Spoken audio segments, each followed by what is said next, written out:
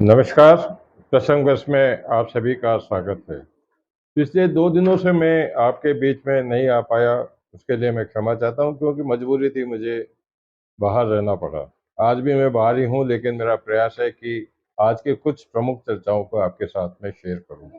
तो बात करते हैं सबसे पहले दिल्ली के मुख्यमंत्री अरविंद केजरीवाल की। अरविंद केजरीवाल को कुछ समस्याओं से मुक्ति मिलने की अस्थायी रूप से मुक्ति मिली है, लेकिन उसी तरह से अस्थायी रूप से उनकी मुसीबत बढ़ी भी है। तो अगर मुसीबत बढ़ने की बात करें तो ईडी की उनके पास में जो रिमांड मिला हुआ था ईडी को, 7 दिन का रिमांड पूरा होने पर आज उनको दिल्ली की राउ जनरल कोर्ट के अंदर पेश किया गया, जहां हालांकि ईडी ने 7 दिन का उनका रिमांड मांगा था, लेकिन कोर्ट ने उनको 1 अप्रैल तक का रिमांड दिया है। अब 1 अप्रैल तक उनको ईडी के कस्टडी में ही रहना पड़ेगा।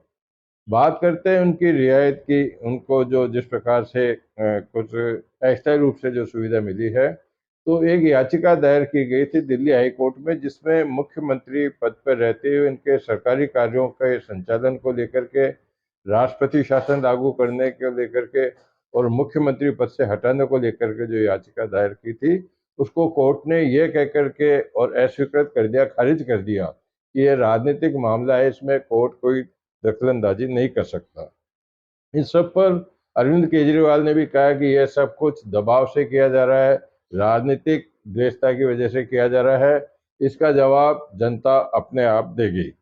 बात करते हैं कांग्रेस की। तो कांग्रेस में भी जिस प्रकार से चुनाव होने से पहले यह कयास लगाए जा रहे थे कि इस बार भाजपा का मुकाबला करने के लिए कांग्रेस अपने प्रत्याशियों को पूर्ण रूप से सर्वे करा के उनके बारे में जानकारी लेकर के किस प्रकार से जीत पाएंगे, उनके पास में मतों का क्या आधार है, इस प्रकार से लेके टिकट उनको वितरित किए गए थे। लेकिन 3 टिकट जो है, जिसमें जयपुर, अजमेर और राजसमंद का टिकट है, वो चर्चाओं में है। पहले बात कर लेते हैं जयपुर की। जयपुर में सुनील शर्मा को टिकट दिया गया था। टिकट देने के बाद में उनको जयपुर शहर से प्रत्याशी बनाया गया था, जिसके बाद में उन पे आरएसएस से मिलीभगत का आरोप लगाने के बाद में उनका टिकट विड्रॉ कर लिया गया। हालांकि प्रेस कॉन्फ्रेंस के माध्यम से सुनील शर्मा ने भी अपनी सफाई पेश की है, लेकिन वो टिकट उनका कट ही गया। राजसमंद की बात करते हैं। राजसमंद में भीम के पूर्व विधायक सुदर्शन सिंह रावत को कांग्रेस ने टिकट दिया था, जिसके बाद में सुदर्शन सिंह रावत कहीं भी सार्वजनिक रूप से कहीं सामने नहीं आ रहे थे। चर्चा मीडिया में भी थी कि उनका मोबाइल भी नॉट रीचेबल या स्विच ऑफ आ रहा है। लेकिन कल उन्होंने एक पत्र लिख करके कहा कि मैं विदेश में हूँ, 2 महीने तक मुझे विदेश में रहना पड़ेगा, मुझे बिना पूछे टिकट दे दिया। राजसमंद में मेरा अधिक आधार नहीं। लेकिन राजसमंद में उनका आधार क्यों नहीं है? उनकी माता वहाँ जिला प्रमुख रही, उनके पिता वहाँ से मंत्री रहे, भीम से, खुद सुदर्शन जी वहाँ रहे। लेकिन उनके मना करने के बाद में अब किसको टिकट दिया जाएगा, यह एक विचारणीय प्रश्न हो गया है। लेकिन समझा जाता है कि वहाँ से, क्योंकि अभी 25 जो टिकट दिए हैं, इसमें ब्राह्मण को कोई टिकट नहीं था, संभवतः किसी ब्राह्मण को टिकट दिया जा सकता है। ब्राह्मण की बात करें तो अजमेर में भी ये जो चर्चाएं रही। अजमेर में कांग्रेस के बहुत बड़े नेता हैं रामचंद्र चौधरी, जिनका एक आधार भी, मतों का आधार भी है, क्योंकि अजमेर जिले में जितनी भी डेयरी हैं वहाँ उनकी समितियां बनी हुई है, दुग्ध उत्पादन सहकारी समितियां, उनके माध्यम से उनका एक बहुत बड़ा जनाधार है। तो उनको टिकट दिया गया। टिकट देने के बाद में कुछ विरोधियों ने उनकी शिकायत की कि उनके खिलाफ किस किस प्रकार के आरोप लगे हैं, मामला भी चल रहा है। बताया गया कि खुद ने उन्होंने कहा कि एफआईआर लग चुकी है। और दिन में चर्चा थी कि रघु शर्मा, राकेश पारिक और 5-6 बड़े नेता कांग्रेस के वहाँ मिले, लेकिन गोविंद सिंह डोटासरा ने कहा कि जो भी आरोप लगाए गए हैं, इसकी जानकारी चुनाव आयोग को है और वो सार्वजनिक रूप से इसको प्रसारित भी करेंगे। तो वह भी मामला आज शांत हो गया। ग्रीन सिग्नल मिलने के बाद में कल वे अपने समर्थकों के साथ में नामांकन करेंगे। संभावना है कि खुद पूर्व मुख्यमंत्री अशोक गहलोत, सचिन पायलट और सुखविंदर सिंह रंधावा भी उनके समय पर मौजूद हो सकते हैं। बात करते हैं बदमाशों की। बिहार की तर्ज पर राजस्थान में भी आजकल लूटपाट की घटनाएं, चोरी की घटनाएं तो मामूली बात है, लेकिन डकैती की घटनाएं, बैंकों में डकैती की घटनाएं मर्डर जैसी हो रही है। तो आज सबसे बड़ी बात हुई कि बाड़मेर के जो एसपी हैं नरेंद्र मीना, वो जब निकल रहे थे तो कुछ लोगों ने उन पर, उनकी गाड़ी पर धुनाधन फायरिंग की और उन्होंने, एसपी ने 40 किलोमीटर तक उसका पीछा किया, लेकिन वो पकड़ में नहीं आए और वहां से भाग छूटे। बात कर लेते फिल्म अभिनेताओं अभिनेत्रियों की। पिछले 2 दिनों पहले कंगना रनौत का जो टिकट वाला जो मामला था, भाजपा से टिकट दिया जाने का हिमाचल से, वो अभी थमा नहीं कि आज फिल्म अभिनेता गोविंदा ने शिवसेना का दामन थाम लिया। उन्होंने मुख्यमंत्री एकनाथ शिंदे के सानिध्य में शिवसेना की सदस्यता ग्रहण कर ली।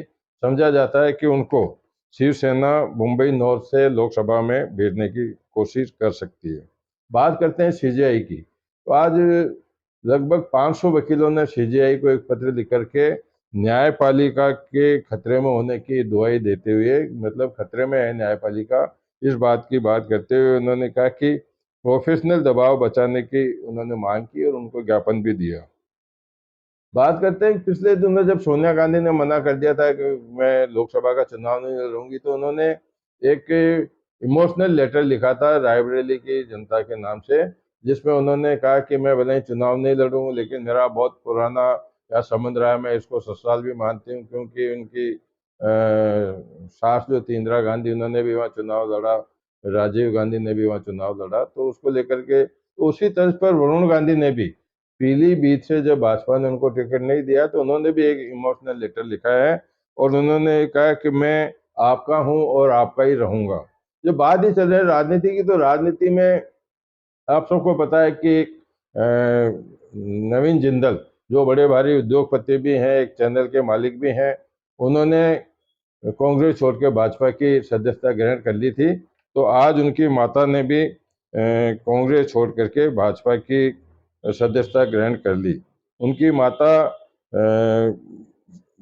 सबसे बड़ी जो महिलाएं की जिनकी गिनती होती है धनाढ़ महिलाओं की, उसमें सावित्री जिंदल का भी नाम आता है। उन्होंने भी आज ये भाजपा की सदस्यता ग्रहण कर ली।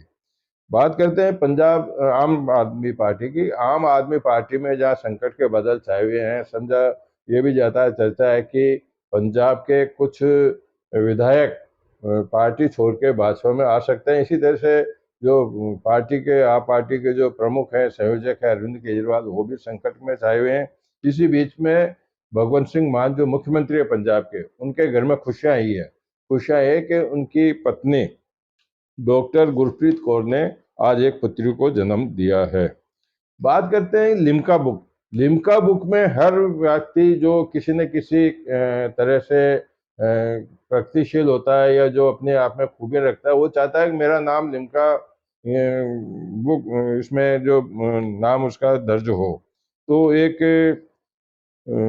ऐसे भी व्यक्ति हैं जिन्होंने, सुब्रमण्यम, जिन्होंने लगभग 238 बार चुनाव लड़े, 238 बार, कभी नगर पालिका का, कभी विधायक का, कभी लोकसभा का, यहाँ तक कि उन्होंने अटल बिहारी वाजपेयी के खिलाफ, नरसिम्हा राव के खिलाफ भी चुनाव लड़ा और 238वीं बार आज वो चुनाव में उतरे, जिनका नाम लिम्का गिनीज बुक के अंदर दर्ज कर लिया गया है। तो ये इस तरह की बातें हैं। और कुल मिलाकर के अगर बात की जाए तो यह भी सामने आ रहा है कि राष्ट्रपति शासन लगाने वाली भी जो याचिका थी, वो अरविंद केजरीवाल वाली खत्म होने के बाद में अब उनको एक बार अस्थायी रूप से तो कुछ राहत मिली है।